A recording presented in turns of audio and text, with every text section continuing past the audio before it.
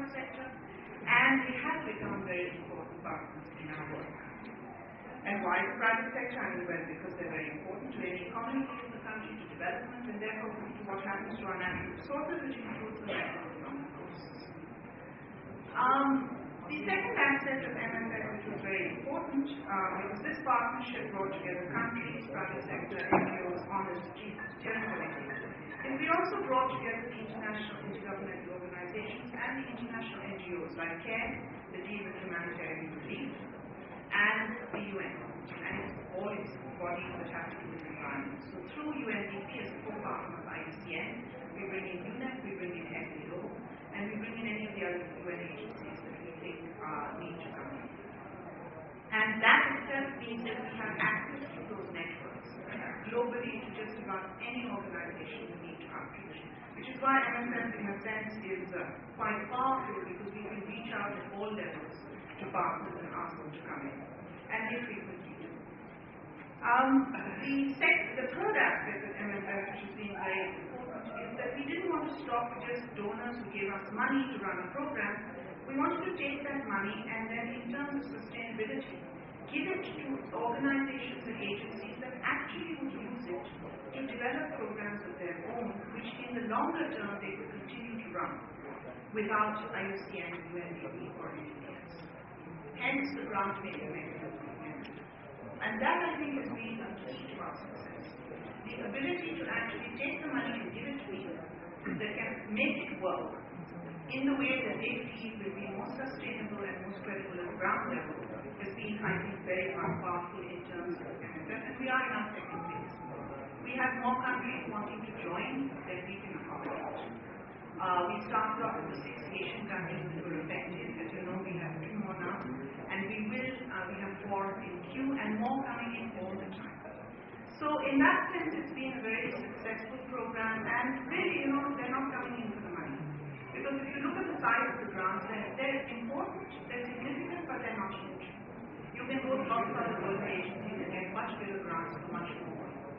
So what is it that attracts people to MFF? Yes, the money helps, but it's really the partnership. And I think that is one of the most important factors. The opportunity to speak to other countries, the opportunity to speak to private sector NGOs and governments, the opportunity to speak to international agencies, the opportunity to work across countries of Asia. All these things to learn, to transmit the lessons one to the other.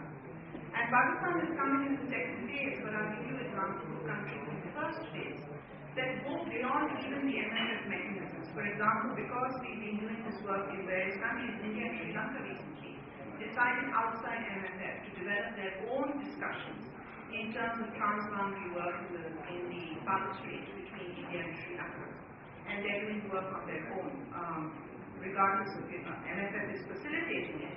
But it's great to see countries taking independent action beyond the construct of the project. When Pakistan was first proposed for inclusion, it was not a natural selection. Pakistan actually doesn't qualify very well in terms of mangroves. You've seen the figures, they're not very large relative to global volumes. We've got a significant number, but I mean, if you consider Indonesia, if you consider, parts of the Southeast Asia, etc., the mangrove coverage is much wider. Also, Pakistan is right at the rim of mangrove tolerance in terms of rainfall, in terms of water, etc. So, I mean, there were quite a few countries who asked why Pakistan. And I'll tell you why Pakistan got to, and this is where leadership comes in. When Pakistan came on as a dialogue country, because countries come in first as dialogue countries and then they get included, to almost every single regional steering committee, the Secretary of Environment himself came from Islam. And that made a huge difference. Because what countries want to see one from the other is ownership and leadership. And when you actually have the highest functionary in the government for a particular ministry attending the regional steering committee meeting, then the other countries and the other agencies start looking around and saying, well, if the government is that committed, then that interested, then we should include. And the second thing Pakistan did is it did an extremely good national strategy, even before it joined, even before it got any money. So what I want to give you credit for is that essentially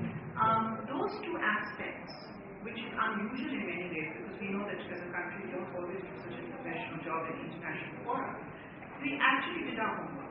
And because we did our homework, basically Pakistan was admitted when the next phase began, together with Vietnam, which had also done similarly very good homework.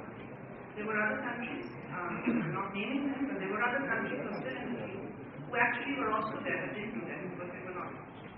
So this is not a program that you can just join without working on it. And I think that's also one of the reasons why the program does well, is because, one does expect a certain level of performance and a certain level of delivery. And I think one continues to expect that from any country that joins. The mechanisms themselves, the large grants, the small grants, the medium grants, are all different. You start off with small grants, which is what you're doing now. You could move on to medium grants and large grants, they're important. In this case, we're looking more and more trans-regional. So I would suggest that although it's not easy for Pakistan, because really trans-regionally the only country you can look at is India, but don't forget there are lots of opportunities. We are doing a lot of work in Gujarat, which is right across the border. There are possibilities of working across the Rana Kutch, and although I know you've got the Navy here, which is the only country, Pakistan is the only country that actually has one of the armed forces on their national coordinating body, which is very, very important. But because you have the Navy, you have a very good way of getting through and bringing the armed forces in on the discussions of possible collaboration. And in terms of across the border, we also have very good relationships with a number of the Indian governments, including with Gujarat. So there are possibilities if Pakistan decides to start talking about going trans-region. And there are special grants for that. So keep that in mind as well, because it's something that you can do. We have, a lot of opportunities coming up with MSF. As I said, we have a second tranche just now. We hope we can go on to the third tranche as well. We've gone global. We are talking to the continents in Oceania across the Pacific. We're talking East and Southern Africa of doing MSF models as well. There are lots of partnerships to go. Eventually, we hope MSF will become global across the world as we go from coastline to coastline. Much of the work that is now being done and coming in addition for MSF is on climate change, resilience, and adaptation. Special grants and special donors coming in addition to the core grant in terms of taking MSF forward. And again in Pakistan, I think there are lots of opportunities. So beyond the current mechanisms of granting of MSF, for those of you who have interesting projects where you think you can develop project proposals for donors in Pakistan, they are add-on opportunities. Because you don't have to just restrict yourself to this program. You can use the umbrella of the program, you can use the national coordinating body as the oversight mechanism, and within that you can develop complementary projects on MSF as a number of countries have done. So for example, if you wish to do a program that was specific to your area of interest, that was particular to the coastlines in which MSF works, and you want to take some of the expertise of MSF, the MSF Secretariat in Pakistan will assist you, develop project proposals and take them to the donors, and you could complement the work that the MSF program is doing with those projects which would come under the same umbrella. And that means that essentially you're spinning off a lot of initiatives that could be of greater value and overall value the program even more. There's a lot of research also going on in MSF. There are a lot of very good scientists in the network, and they're all available to you. Now that you're part of the program, you can call in. And equally bring Pakistanis into the network, because I think there's a lot of interest also in seeing how much more information can be generated. Steen has already talked to you about the possibility of an RSC, a Regional Steering Committee meeting later this year in Pakistan. And inshallah, I hope that will happen. Our security situation aligns for it. And then in that, there is a learning event, and the learning event usually brings in a lot more people, not people who are just working on the program, but in addition to that, other people who are interested. So that too is a great opportunity to expand the range of work for MSF. I'll stop there. I think I've said most of what I need to say in terms of our the various things that have been going on. Last point I think I would just add is that you hear now, and you'll be hearing it in the Rio Plus 20 debate, you'll be hearing it in the World Conservation Congress that IUCN is going to have in Korea later this year. the whole link in terms of economies, and particularly green economies. And MFF is a very good example of what makes a green economy. Because essentially what you're looking at is the development of livelihoods of people based on natural resources being managed sustainably. And therefore I think there's a lot of possibilities for Pakistan to also present MFF in terms of the construct of the green economy when you go into these international conferences. So you may want to keep that in mind as well, because there are a lot of opportunities, as all of you know, in that as well. Thank you.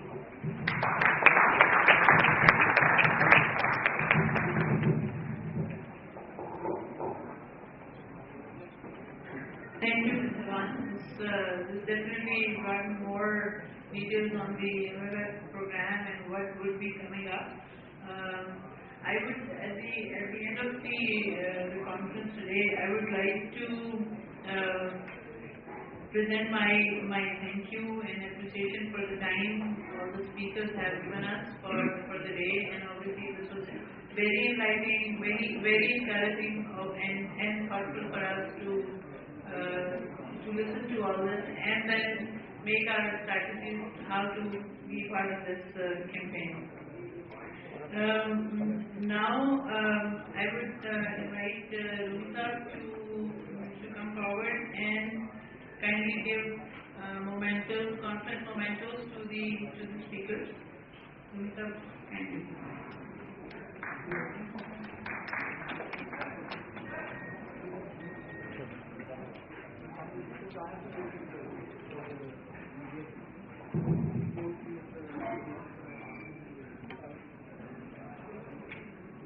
He may be down.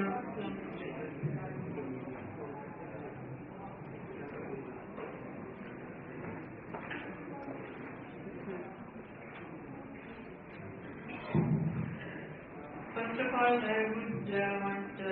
Javed Jabbar to come forward.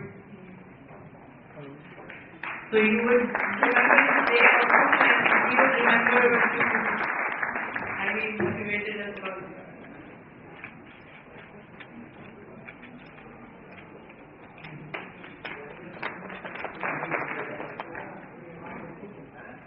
Now I would like to invite Mr. Mangroves to receive the memento from Rumita.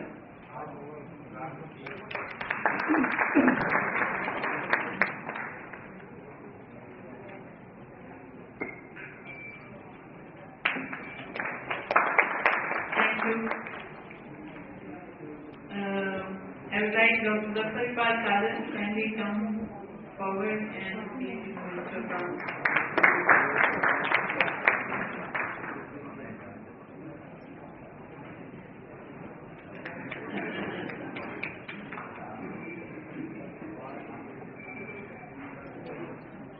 Thank you. To Dr. Zafar, this is going to be the remembrance for all the commitments you have made from the government side. So we will keep on reminding you on that. And now I'd like to invite Dr. Steve Christensen to receive the memento from.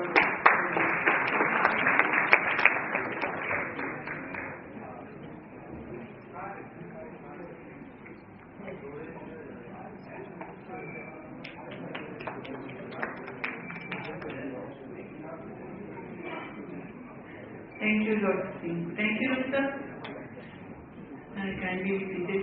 Now, I would like Mr. Seema to kindly come forward. He is one of the founder members of HRDN.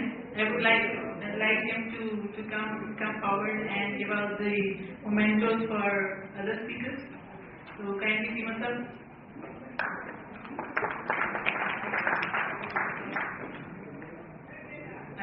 I want you to do your duty as well. I want to invite Mr. Rayas again to come forward and receive the memento from Srimanta.